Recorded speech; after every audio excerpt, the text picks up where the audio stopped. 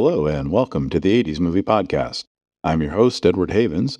Thank you for listening today. On this episode, we're going to complete our miniseries on the Nightmare on Elm Street series with a discussion between myself and Jeff Townsend, the indie podfather, about these movies. I know how most people of my generation, Gen X, feel about these movies. I was there to see them firsthand, first as a film goer, then as a theater manager. What I wanted to get was an opinion from the generation after mine. And Jeff fits that bill. He wouldn't be born until after the third movie in the series, The Dream Warriors, was released in the theaters, placing him squarely in the millennial generation. Now, I'm never a good judge of my own material, so I will leave it up to you to decide if we had a good discussion or not. Jeff and I spoke last week via recorded Twitter space, which was open to the public to attend. A number of people did, including Dick Hollywood, my best friend, former roommate, and one-time contributor to my old website, and I do reference them in the room on occasion. So, without further ado, we hopefully proudly present a discussion about the Nightmare on Elm Street movies, as provided by a Gen X geezer and an elder millennial. I hope you enjoy it. But for now, just going to be Jeff and I talking about the Nightmare on Elm Street movies. So, welcome, Jeff. Thank you, Edward. Sorry, I'm a little late. That's okay. I played Thriller and some AC/DC while we were waiting. So, of course, I'll edit that out. But I hope you had a safe drive home. Yeah, just a rough day, but I had a safe drive home. Oh, good. Well, so what I was telling everybody before you got here. So basically, this is just kind of a free form question and answer. Two guys talking about movies. There's no real setup. You and I really haven't discussed what we're going to be talking about other than the Nightmare on Elm Street movies, because I think it would be interesting for me as a Gen Xer to get the perspective of someone who's from a different generation who saw them in maybe a different order than I did, or saw them at a different age than I did. So you are a millennial. Am I right or wrong? Completely wrong. Oh, At least a decade off that. I was born Really? in the mid '80s. I think millennials are like mid '90s or something. no, millennials start in 82. I don't think so. You can look it up. In fact, Eliza Schlesinger, the comedian, has a show that's called Elder Millennial, where she actually spends a good deal talking about what it's like to be someone who is an early millennial. But millennials are actually start in like 1982, 1983. First thing comes up is Wikipedia. It says mid '90s. Wikipedia. Hold on. Well, you're definitely not a Gen Xer. I know that. I'm a Gen Z, right? No, Let's see now. Let's see. I'm on Wikipedia, and it actually says researchers in popular media use the early 80s as starting birth years and the mid 90s to early 2000s as the ending birth years. So, okay. To Wikipedia, I'll proudly say I'm a millennial, as long as you don't say I'm a Gen Z. Yeah, those people suck. Kidding. Anyway, so just to set up, I was born in 1967. So when the first Nightmare on Elm Street movie came out, it actually came out 5 days before my 17th birthday. So I experienced it for the first time, 16 years old, with all my buddies at a movie theater. And I tell you, it was I don't like horror movies. It was one of the best horror movies for me. It was different from most of the trash that was coming out, and the 1980s by 1984 were already legendary for just the sheer number of bad horror movies that had come out over the years. So when did you first experience Nightmare on Elm Street? That's a good question. I was born in '86, so I would say probably before I was 10 years old, because back then I feel like it was a little bit more acceptable for your kids to watch that kind of stuff. That probably sounds messed up, but yeah, I'd say I was probably in the mid '90s, probably before '95. Okay. And what what did you think of it the first time you saw it? What did you think of the original Nightmare on Elm Street? I don't even remember 5 years ago, but I do remember being definitely it was scary. Now, later on it's a whole different take, but back then I remember it was being very creepy and it would make you think when you fell asleep at night. Mhm.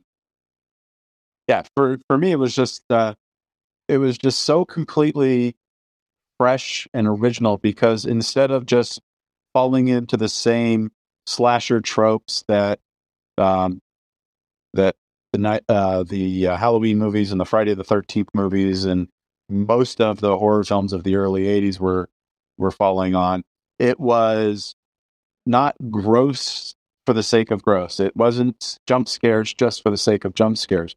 There was an actual psychology behind what Freddy was doing and why he was going after these specific kids. And for me, that made it much more interesting because it wasn't just a bunch of random kids getting off for no good reason, that there was a definite connection between them. And that just made it so much better for me as a viewer.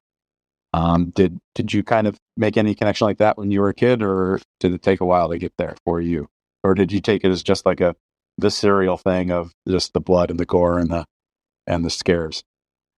I never even introduced myself actually. I don't know if I should do that now or not. I think we're past that. But Okay, well, I'm going to be editing this in and out. So go ahead and for those who are listening, either live or when the eventual podcast it gets edited into is released, who is Jeff Townsend?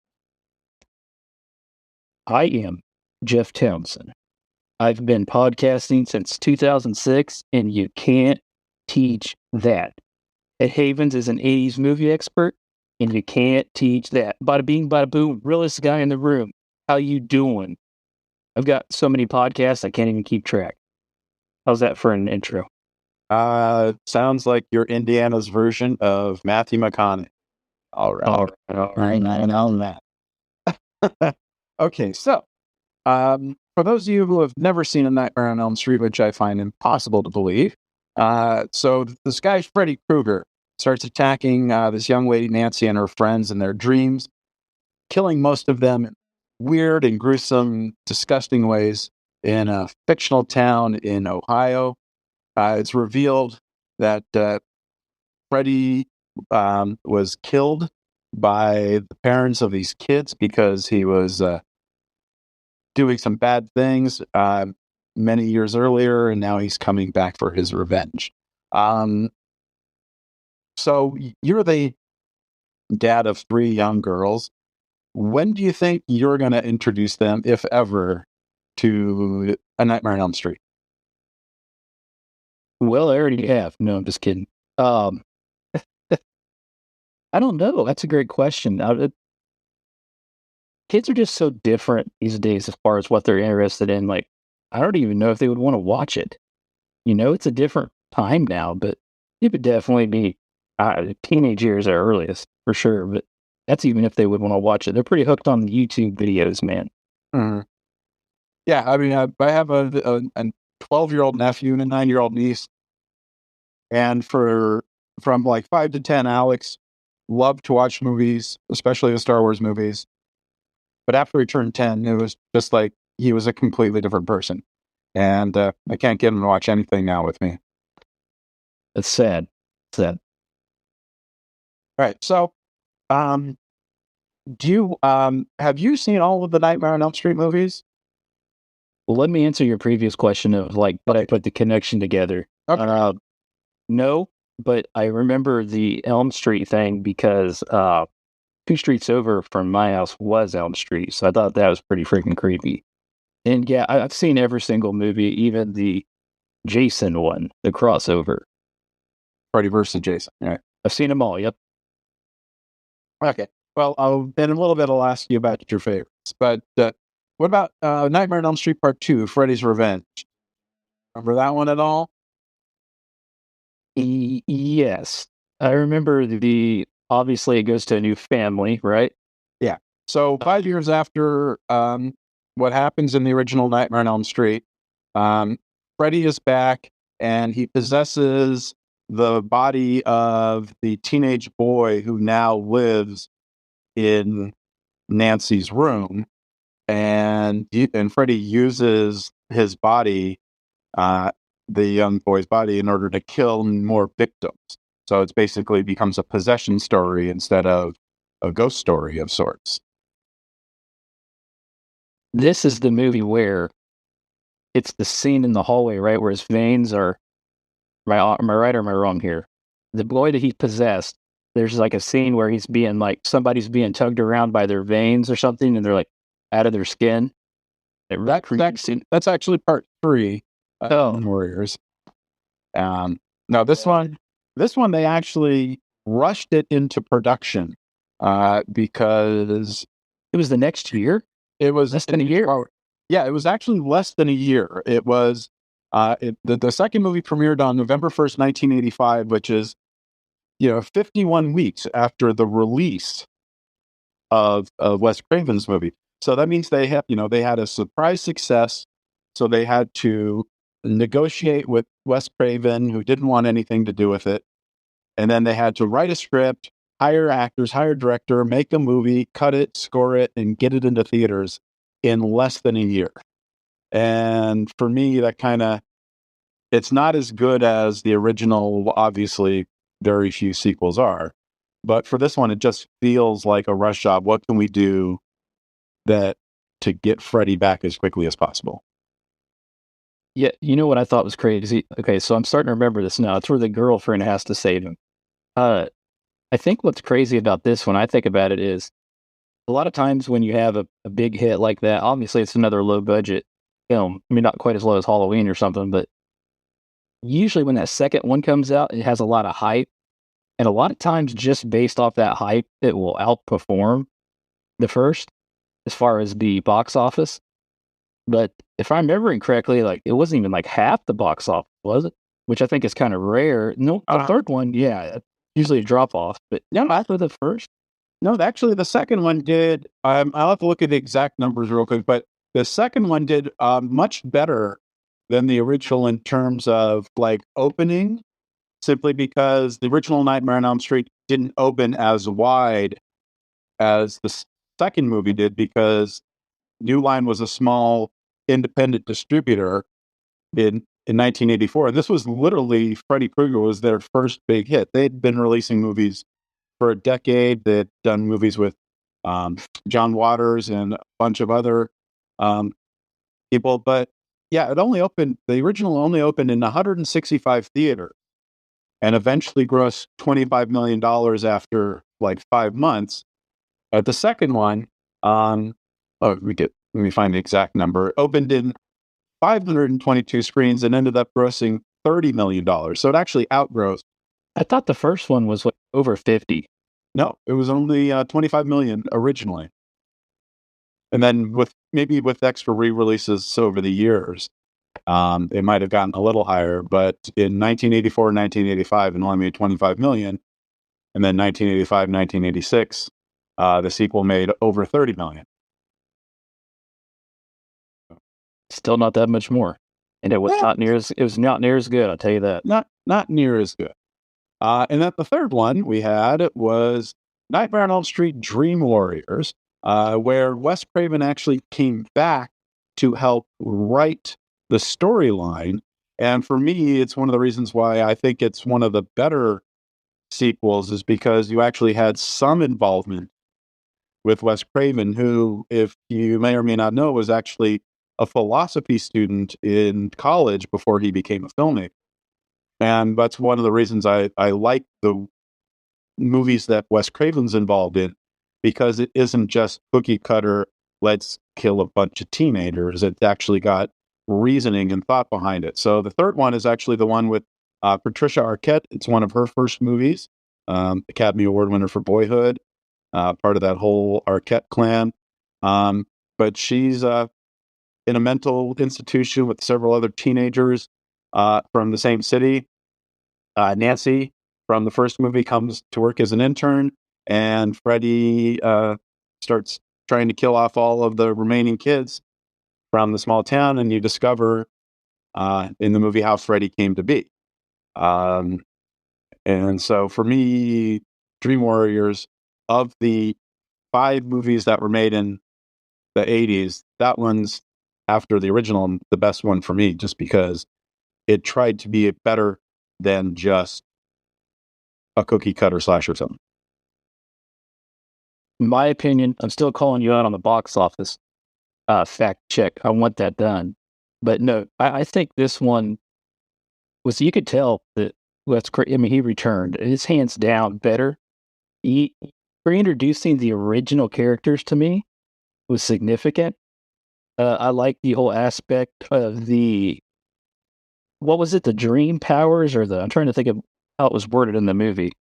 They had, they kind of had like psychic powers that they combined together in order to defeat Freddy, quote, once and for all, which of course never happened. But in the movie, they teamed together just to make sure that these 5 kids together with their power as a team, kind of like in Mighty Morphin Power Rangers, but psychically instead of physically. I think, okay, so I like this one. I really did. And to me, it would have been a great final one. You got the story explained, which was interesting because you didn't know that level of detail. You brought the original characters back. It would have been a cool place to stop, probably. But obviously, I think this is where he kills Nancy at the end. I liked this one. It's my second favorite too. Yeah, I just think about it. If that would have been the end. Yeah, it would have been a good ending point. And another thing I love about Dream Warriors is it's got Larry Fishburne in it as one of the interns at the mental institution, and if I remember right, he didn't have much interaction in the movie itself, but by that time he had already been a star of sorts for like 10 years. So it was really cool to see Lawrence Fishburne up on the screen in this horror movie, because he doesn't do a lot of horror movies. Yeah. I mean, I can't really speak to him a whole lot, but I'm going to take your word for it. If he contributed to this movie in any way, shape, or form, he did a good job, because this is the second favorite one of mine. Yeah. And then the third one, the one we're talking about now, actually did better than the first or the second one for original releases. It was the highest grossing movie of the series. I wonder why, because there wasn't like the second one was so much better than the first that wanted to make you watch the third. I think it was that it had a really good cast, and that unlike the second one, it actually had some really good reviews. And usually, as someone who actually was reading reviews back then, my friend Dick Hollywood, who I grew up with and attended many horror movies with in the 80s and 90s, would attest. I think it's just a matter of when a horror movie gets more critical praise, that will drive people who are on the fence about horror movies to check it out. The first one got some great reviews. The second one, the buzz was not so great, but people were hyped up for it because it was a sequel to, this movie that they loved, and it was already out like a year later. The third one came out like 15 months later, but didn't they spend a lot more money on it too? I mean, it seems like watching it, you can tell that they had spent more money on it, in my opinion. Yeah, so the first one cost $1 million to make. The second one cost $3 million, and this one, the third one, cost $4.5 million. Like a difference. So the budgets kept going up, but there were some great sequences.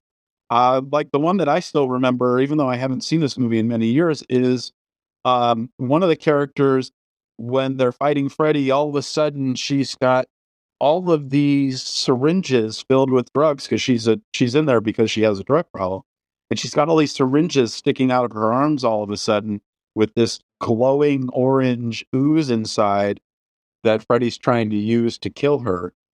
And just these were effects that they couldn't pull off in the first one simply because they didn't have the budget.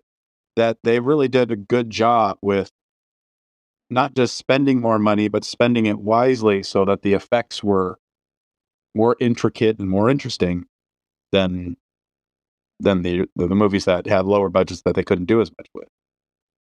Yeah, and I don't know if this is around the time period where you could see advances in film and all that, but it definitely seemed to be different. Unfortunately, it just goes downhill after this. Yeah, unfortunately it does. Nightmare on Elm Street 4, The Dream Master, was directed by Rennie Harlan, would go on to direct Die Hard 2 and Cutthroat Island, and he became a pretty big action director there for a while. But this was his second movie after a movie he was supposed to make with Chuck Norris that ended up starring Chuck Norris's son instead because they couldn't afford Chuck Norris. But The Dream Master, we again see the ghost of Freddy Krueger's mom, who lets us know even more of how Freddy came to be. And this one had a $6.5 million budget, and they brought a whole bunch of characters back from the third movie and then killed them off right away. Yep. Which always pisses me off when the Alien 3, I love Alien 3, but it pissed me off that the first thing that happens is they kill off 3 of the better characters from the second movie. Yeah, and to my point earlier, it kind of feels like I said, the third one would have been a really good point to end it, but it kind of feels like this was a revamp to keep it going. Yeah. And then one of the things that apparently one of the reasons that this movie suffered was because there was an actual writer's strike in Hollywood while the film was in production. Because usually when films are being made, they can call up, if something's not working, they call up a writer and they say, hey, can you come up with something real quick? And they couldn't actually do that because from the time the movie was being shot till a week before it was getting released, they couldn't do any rewriting. So there was a lot of improvising on the set when things weren't working. And I think that's one of the reasons why the movie just fell apart at the wheels, is because they didn't really have a strong script. They were rushing to get it out again. But still, though, wasn't this like an 18-month turnaround? It was about 16, 17 months. But it was, this one actually did even more than 1, 2, or 3. It grossed almost $50 million and was the highest grossing Nightmare film until Freddy and Jason was released in 2003. Yeah, economy had changed too here, so yeah, I'm just shooting down some things. Can I tell you about the thing I hate about this movie? Sure. That's why you're here. So they did a good job. I feel like the power thing, I was like, okay, that's pretty cool. Then they just took that and they just defecated all over it in this movie and ruined that plot, I guess you could say. Because didn't she start getting like all these powers of everybody, and it just kind of ruined that for me. Yeah. Well, it kind of spills into the 5th movie, which we'll get into a second because I don't want to jump ahead. But yeah, there's the power of the Dream Master at the end that she uses to release all of the souls that Freddy had taken over the years, and they literally rip him to shreds at the end. And he's supposed to be dead, like he's supposed to be dead in the first one, and the second one, and the third one. But guess what? They come out with another one less than a year later. Another one exactly a year later. Nightmare on Elm Street 5, The Dream Child, which was directed by a guy named Stephen Hopkins, who, while this film didn't do so good, he actually went on to direct Predator 2 and Blown Away. I don't know if you remember that one with Jeff Bridges and Tommy Lee Jones, the firefighter who had to stop the bomber in Boston. Yes. Yeah. And then And then the big budget Lost in Space that came out 20 years ago or 25 years ago with the Matt LeBlanc while he was still on Friends. But yeah, he went on to have a good career, but this was like his second movie as a director, and you can kind of tell that, it's starting to lose some steam. The storyline sucks. Huh? And the storyline and plot suck. Yeah, I've never been a big fan of outside of 1 and 3, and then one of the other ones we'll talk about in a minute.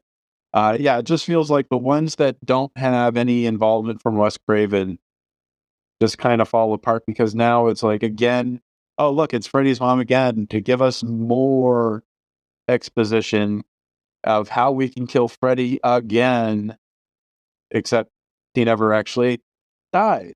And they had to bring a baby in the womb in too. Yeah. It was like It's Alive, the demonic baby movies from the 70s, but now with Freddy Krueger in it as the demonic baby of sorts. Yeah, after 4 movies of doing better box office each time, this one actually did not do very well.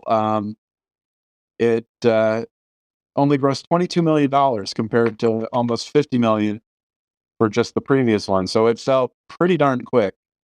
And they spent the same amount of money. Huh? They spent the same amount of money making it, didn't they? They spent $8 million making it. So yeah, the budgets kept going up, but at this point, the ticket sales started going down. And a lot of it just has to do because, I think some horror fans by this time realized that the movies without Wes Craven weren't very good. And you can also see that when we get to Freddy's Dead, the Final Nightmare, which came out in 1991, we're now not rushing them out anymore. It actually took almost a little over 2 years to make the next Freddy Krueger movie, when they were being pumped out, every 12 to 18 months. So taking a little more time.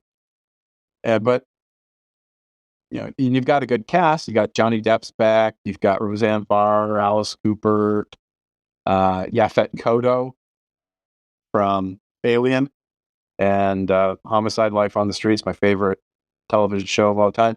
But you can see they're taking more and more time because they're hoping that maybe people will forget the previous movie and remember how much they liked the ones that came before.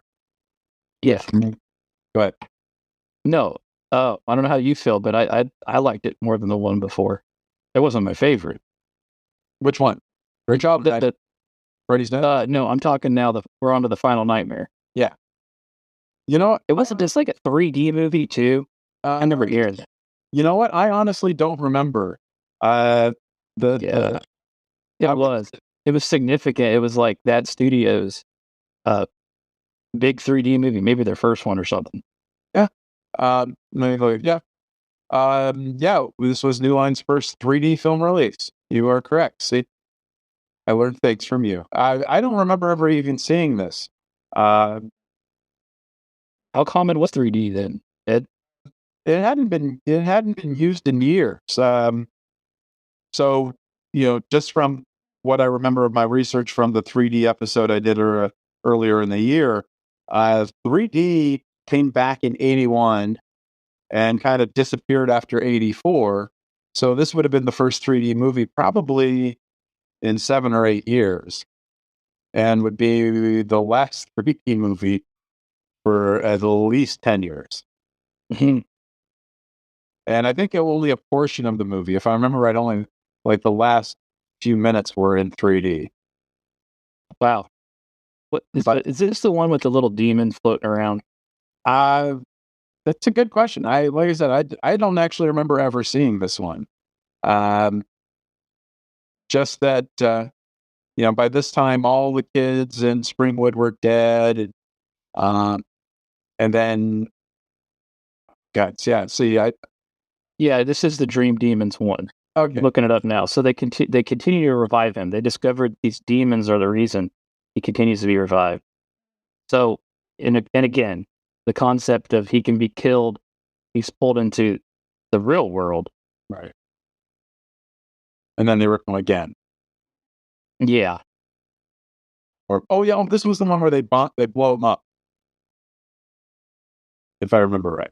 I'm trying to think. Yeah. Yes, the pipe bomb. When they literally throw a pipe bomb into his chest and blow him up from the inside because the dream demons can't revive him in the real world. Yep, exactly. So yeah, that one I vaguely remember. Now that I'm talking to you, I remember a little more about it. I was thankfully the theater that I was working at the time. We didn't play it. It played it. Yeah, played it because the theater that I was working at the time, the Beverly Center, had a competitor across the street. We were in the Beverly Center, and then there was a shopping center across the street called the Beverly Connection that had a 6-screen theater, and they played Freddy's Dead. And so part of me is like grateful that I didn't have to clean up all the tossed out 3D glasses, because back then they didn't really recycle them because they were just the cheap red and blue lenses. They hadn't gone to the proper polarized glasses yet that can be recycled. So I'm just kind of thankful that it was, my team didn't have to clean up even more trash than they already had to clean up. I think they were plugging the 3D glasses in the movie too, if I remember. They were really trying to push it. I think that's how she was able to kill him. I think that was like a crucial step of it. Possibly. Like I said, I certainly, also being as an 80s movie expert, this movie's from the 90s, so I can feign ignorance. But the next one, the one that came out in 1994, Wes Craven's New Nightmare, for me is actually the best movie in the series. I agree. I'm not sure how my friend Dick would feel. Maybe we'll bring him up in a minute if he wants to join us. But for me, this one was amazing because it wasn't trying to just be a copycat. It was trying to really mess with an audience's idea of what horror should be. And one of my favorite anecdotes about the movie came out in 1994. I was working for Landmark Theaters at the time, and I actually got to go to a trade screening of the movie about 2 months before the movie came out. And I was watching it at a theater in Los Angeles. And you remember there's a scene in the movie that takes place during the 1994 Los Angeles earthquake. Yes. And we actually had a minor earthquake in Los Angeles. This is like 6-7 months after the Northridge earthquake. But we had like a 4-point-something earthquake, not a small one, but not a huge one, that actually hit the theater. Because the theater was like 3 miles from the epicenter of the Northridge earthquake. But there was what was considered a late aftershock to the original January earthquake hit the theater area as the earthquake was happening in the movie. It was one of the most surreal moments. They actually had to stop the projector and evacuate the theater. And there was only like 15 of us in the theater at the time, because it was 10 in the morning on like a Tuesday.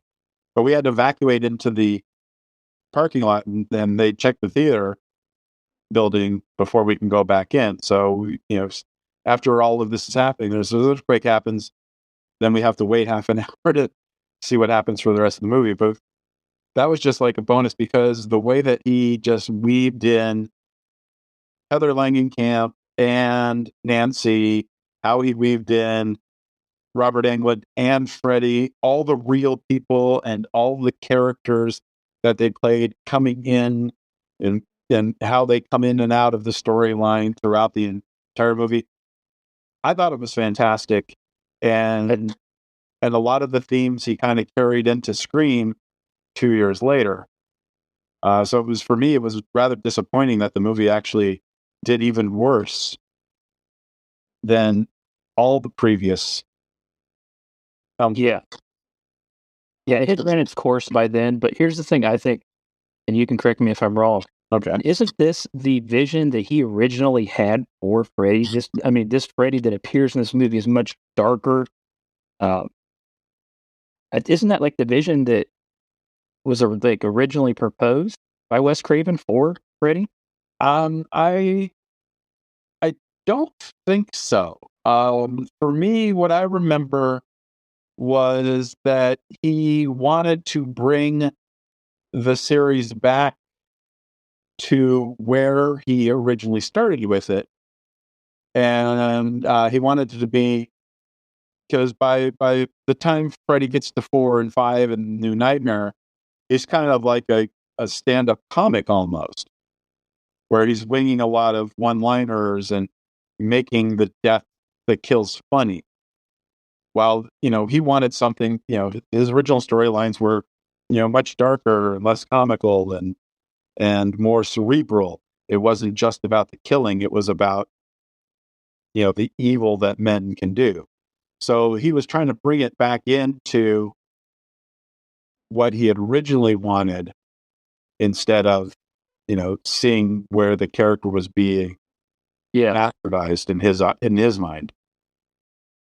I think that I loved how they incorporated like the making of the films also in this. Like you said, they brought back the cast, Right. and like they're shooting. Yeah, and the whole theme of this, they have to talk her. The storyline is they have to talk Nancy back into, I guess it's Heather in real life, but back into doing another movie, right? Right. Well, she was actually shooting a TV show at the time. Yeah. And she went, and so in the storyline, they actually take that she was working on a sitcom, but she was being stalked by an obsessed fan. And so she's dealing with the stalker who's harassing her through the phone calls, through phone calls. So yeah, it was just it was a mix of her, part of her real life as Heather the actress, and then a fantasy life where she's got a child, with an character who's not actually her husband in real life, and a kid who's not really her kid in real life because she doesn't have.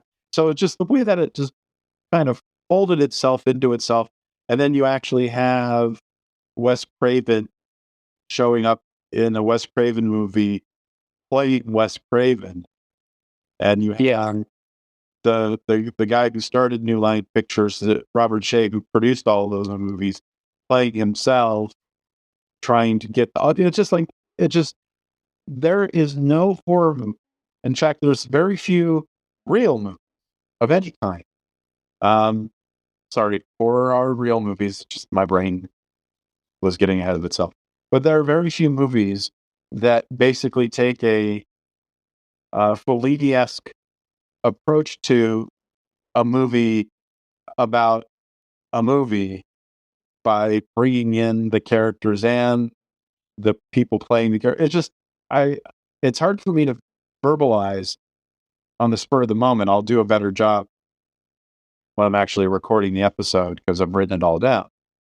But just the way that he just takes all of this stuff and the mythology that he helped create, and the actors are game enough to play themselves and their characters, and just how it all bounce around in time and space. It was just exciting because it was something that was so different than anything we had seen in the series. And that's what made it so good, is that it was a filmmaker who was trying to do something much different than even he had done with this series. And that's why it worked so well for me, because he was pushing the boundaries and trying to make it into something more than just a gruesome stand-up comic who kills.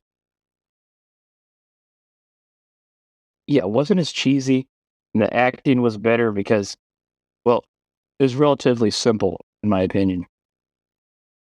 Yeah, And it's the outside of the original, it's actually the best reviewed of the Nightmare movies, but it's also the lowest performing. And then you have Freddy versus Jason from 2003, which just god awful. Some good nudity in that one, though. Huh? Some good nudity in that one, though. That's the only part of the movie that was good. Okay, positive. I know I've seen it. I don't remember anything about it, other than the lengths that New Line went through to buy the rights to Jason Voorhees from Paramount Pictures so they could make this movie. The fans absolutely wanted it. The Freddy versus Jason movie actually cost more to make than all of the other Nightmare movies combined. $30 million budget to put these two horror characters together to fight out the end. And to be completely honest, I don't even remember if there was a winner or if they played around to make them both winners or no. Like, for me, it was just like, nah. That's the best I can put it. I just groaned the entire time I watched it. They tried to do this thing where they both were kind of went into the water, but the next day Jason comes out and he's actually holding Freddy's head, but then he winks. Freddy's head winks, so it's like, oh well, there's no winner. Yeah. Okay. And then they tried to reboot it in 2010 with Jackie Earle Haley from the original Bad News Bears playing Freddy. And even though it was quite a big hit, they never made another one, which is kind of like the opposite of what usually happens in movies. Or if a movie's a hit, you rush out and make another one. I don't know. I know that Wes Craven didn't like it. I know that the Freddy Krueger original actor Robert Englund didn't like it. It seems nobody involved in the original movie liked it. And even Robert Shea, the original producer of the first one, who New Line Pictures basically was the house that Freddy built, had nothing to do with it. So it's just like, if nobody's involved in the original and they didn't like it, it's probably a good chance it's not a good movie. Yeah. Interesting fact about Freddy versus Jason, though. Okay. The director was a Chinese fella, and I don't want to... Ronnie Yu? I don't want to pronounce it. Yeah, he actually worked on the movie Hong Kong and Bride of Chucky. Yeah. Oh, Ronnie Yu is actually a pretty well-known director in Hong Kong. He made a movie back in the 80s called Legacy of Rage, which was the first movie with Brandon Lee, Bruce Lee's son, who, of course, tragically died during the filming of The Crow. But he was actually was very well known filmmaker in Hong Kong. He did The Bride with White Hair in the mid '90s, which is a fantastic wuxia movie with Leslie Chung, who's a great actor, a great Hong Kong actor. And this was, I think, was like his third movie in America. And then he kind of left after it. He was going to make Snakes on a Plane. I do remember that much, and that would have been interesting.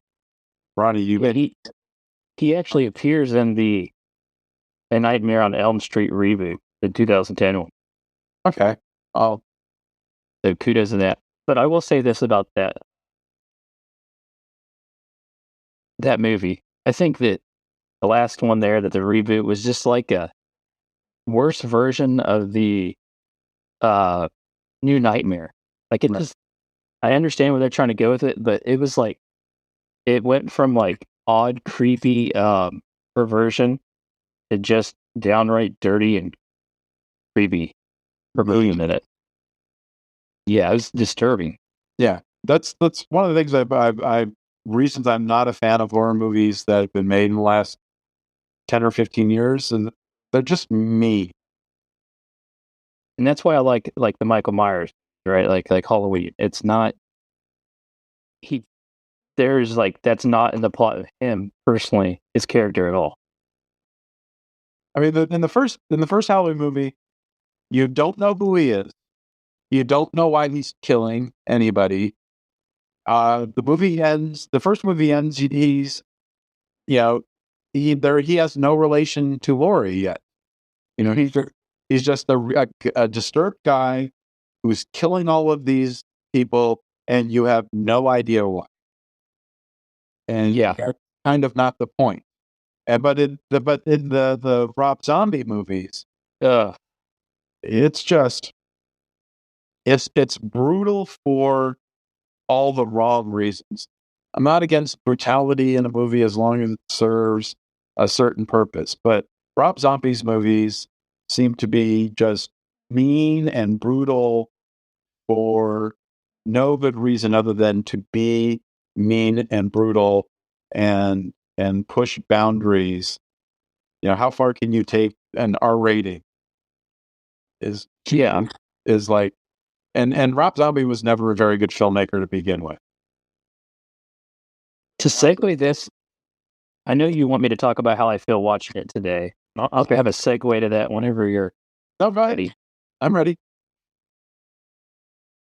So, obviously, when I was younger, I thought it was just scary, creepy.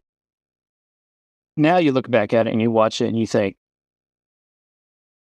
how, like we were just talking about, perverted it is, how awkward it is, and it almost, to me, takes away any sort of creepiness.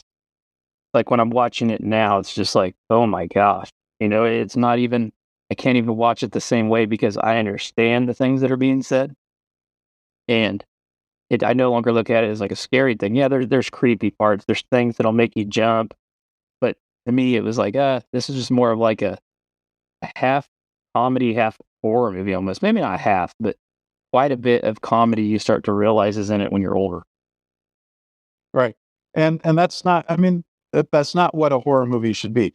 Comedy should be used in a horror movie as a temporary, like a sigh, like, oh, you know, just to give you a moment of reprieve before you go back in. And my favorite horror movies, you know, they understand that the audience needs time to reflect on what they've just watched. They need time to process. They need time to prepare for whatever you're going to give them next.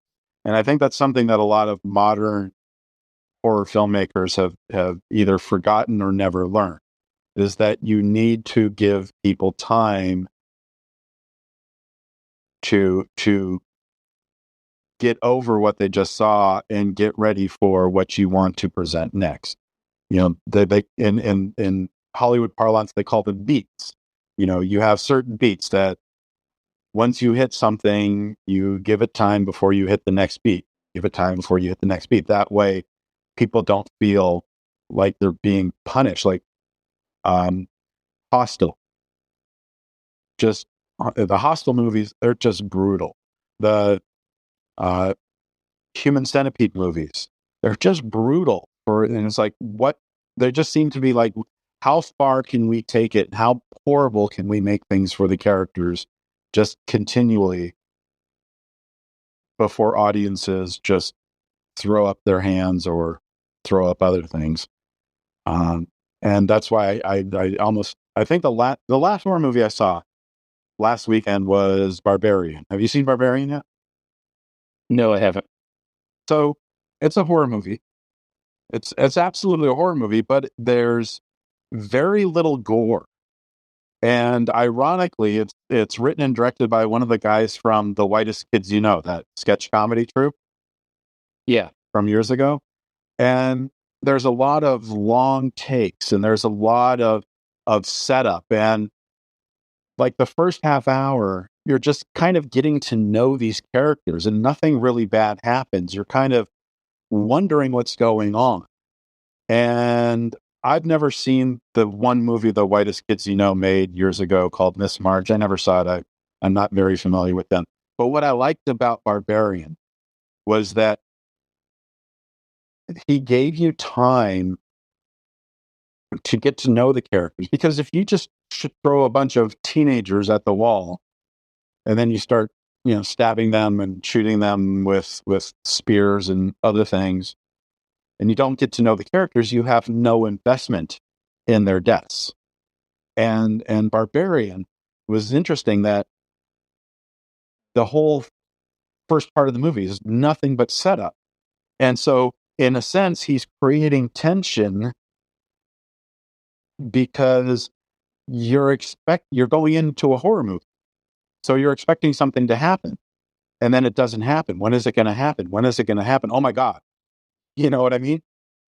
And it's actually a really good film. My wife found it much more disturbing than I did because of certain things that happen in the movie that I think women will respond to differently than men. But in a sense, it was just like, it was a very effective modern horror film because it gave you the time to process what's going on. It gave you the time to get to know the characters so you could care about.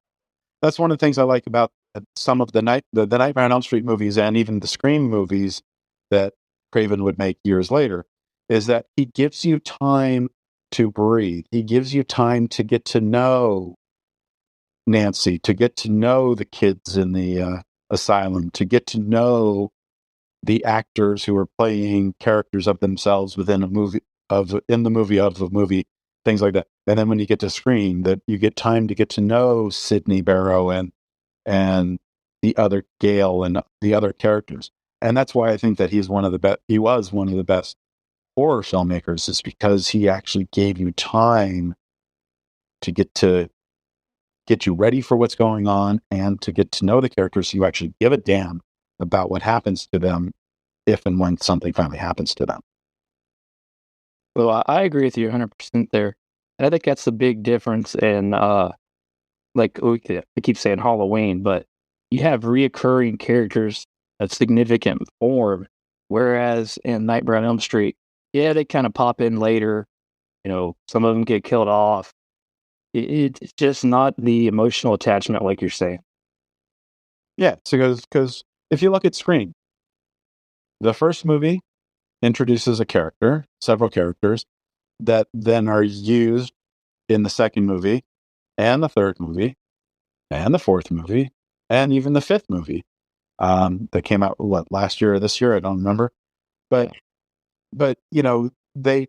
him and the writers, Craven and the writers, at least on the first three, they spent the time to build a world and give you these characters who you form an attachment to. So, by the time you get to Scream 2 and Scream 3, you've now spent technically years with these characters, granted, because, the movies come out every couple of years. But you spent all this time with these characters, getting to know them and getting to see how they interact with each other and how they process the loss of their friends that got murdered in the previous movies and their friends who did the murdering in the previous movies, and how they know these things that are going to happen because it's a very self-conscious horror film.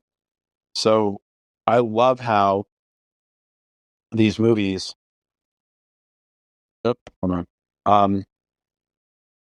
kind of just give you that space to breathe, to enjoy. So that's my thoughts. Do you have any final thoughts before we go? No, I don't think so. I think this franchise definitely has its spot in history. I'm just not sure where it is, in my opinion, but the killer perversion creepy thing was the first time I had experienced anything like it. So, other killers, Jason, Michael Myers, even some of the other stuff they did in the 70s that were good, it feels like it was a new kind of character as far as a main villain killer in a horror movie. Right. Yeah, there was nobody like Freddy before. Exactly. Well, I want to thank Jess for popping in and spending some time talking about the Nightmare on Elm Street movies. Thank you very much, Jeff. Yeah, thanks for having me. Hopefully my lack of knowledge was not too bad, but nevertheless, I do like talking horror movies, so I appreciate having the opportunity to hang out with you. All right. Well, then you've got a year to prepare for the next year's recording of a brief history of the Friday the 13th movies. Ooh, I know those well. Okay. Well, then we'll talk more next year about those. Can't wait. All right. Thanks for coming aboard, Jeff. I'll talk to you later. Yep. See ya. Have a good night. And with that, we complete our short visit to Springwood, Ohio, and the dastardly deeds of one Freddy Krueger. Thank you for joining us. We'll talk again tomorrow when episode 92 on the little-remembered 1987 drama Positive ID is released. The 80s Movie Podcast has been researched, written, narrated, and edited by Edward Havens for idiosyncratic entertainment. Thank you again. Good night.